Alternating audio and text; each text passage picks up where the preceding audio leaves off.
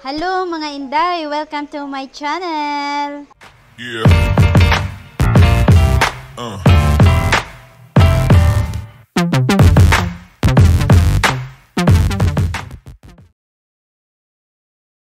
So for today's video, mag-unpack po tayo ng parcel na galing kay Shopee. Yes, so ano nga po ba ito? So bubuksan po natin para malaman natin kung ano ang laman nito. At masisiyahan kaya nung pagbibigyan ko nito. Ayan, sige tara, samahan nyo ako at buksan natin ang parcel na ito.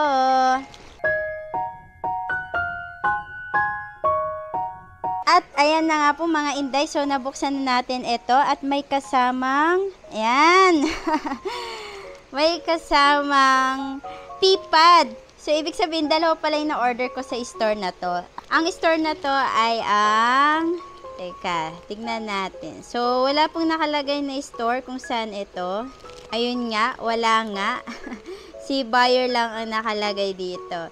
So, ang na-order ko po ay ang 33 by 45 cm na 100 pieces na P-pad at isang coffee brown large 60 cm na dog bed. Ayan. So, ito nga po. May binili nga ako. Ito na siya. So, tignan natin. Ayan. Grabe naman.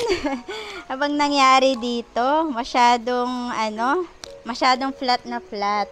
So, ito nga po mga Inday. So, 100 pieces po na P-pad kasi po paubos na yung P-pad na ginagamit ko para dun sa tatlo kong tuta. Ayan, yung tatlo kong tuta na sila Yura, Yasi, at Yulo. O, diba? So, tatlo yon. So, ayan. Ginamitan ko. Paano kasi? Kaya po ang bilis mo ubos yung P-pad na nabili ko before. Aba, ihi ng ihi, poops ng poops. O, diba? Siyempre, hindi nyo po may iwasan dahil pinapakain nyo nga po. At saka nakakulong lang po sila sa cage. At, ito na ma'am, bumili ako ng dog bed para kay Yuki. Yes, so tingnan natin kung ano magiging reaction ni Yuki mamaya. Kasi ito yung hihiga niya. Kasi napansin ko kasi sa kanya, pinagtsatsagaan niya yung lumang dog bed na nabili ko before. So, kay ano pa yun? Kay Yummy pa yun. So, ngayon, lagi kasi siyang nasa ilalim ng aking, computer table ko. Kaya, binilhan ko na lang siya nito kasi nakakaawa nga naman, diba? Siyempre, para naman masiyahan, diba? So, ayan. So, siya lang naman ang humihiga sa dog bed kasi yung dalawa, yung isa sa upuan, si Yuna at si Yami naman ay sa higaan. So, si Yuki naman, ayun, nagtsatsaga siya sa dog bed na luma. So, ito na siya, tignan natin. Kasi nakita ko to gandang-ganda pa naman ako. Ayan. O, diba? Wow, ang ganda. Ayan siya. So, ito yung dog bed. Ayan. O, diba? So, coffee yung binili. Itong coffee color ang binili ko kasi maganda siya. Tsaka hindi siya dumihin. Unlike dun sa puti, yung color pink sana, kaso nga lang, makikita mo madumi. Dumihin. Pati rin yung puti, dumihin. Tsaka ito, hindi naman masyado. Ang laki naman pala. Ayan, 60. Buti na lang, yung 60 ang binili ko, hindi yung 70. Kasi yung 70, masyado siyang malaki.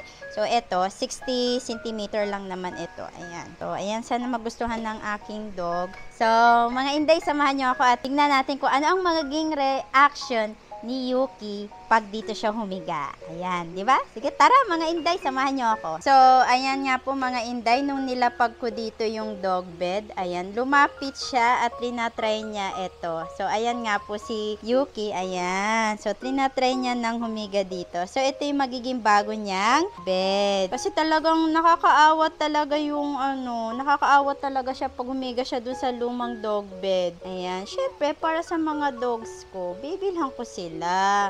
Kung kaya namang bumili, why not, diba? Para din naman sa kanila at para maging happy sila. O, diba? Yuki, happy ka na? Happy? Sa'yo to, baby. Sa'yo yan. Happy? O, ba't ka na kasi mangot? Ayan, o. Happy, baby. Happy? Wow, sa'yo yan, baby. Higaan mo yan, ha? Ilalagay na natin to sa ilalim ng table, ha? Ng table ni mama, o. Mark Yuki, ang cute-cute niya, oh. Feel niya, oh. Wow, ganda naman na baby na yan. So, yan, baby koy. Love you, Yuki. Ganda naman ng dog bed niyo. Laki-laki, ano. Laki-laki ba, baby? Wow naman. Para sa'yo yan, baby koy. Oo. Oh, wag ka nang umiyak. Ba't naiiyak ka? Tears of joy ba yan, baby koy? Sa'yo yan, baby. Sa'yo yan. I love you, Yuki. Love you. Para sa'yo yan, baby. Diyan ka nahihiga, ah. Lalagay na natin to sa ilalim ng table, ha, baby? Wow naman. Yan o, happy na yan. Love you, Yuki.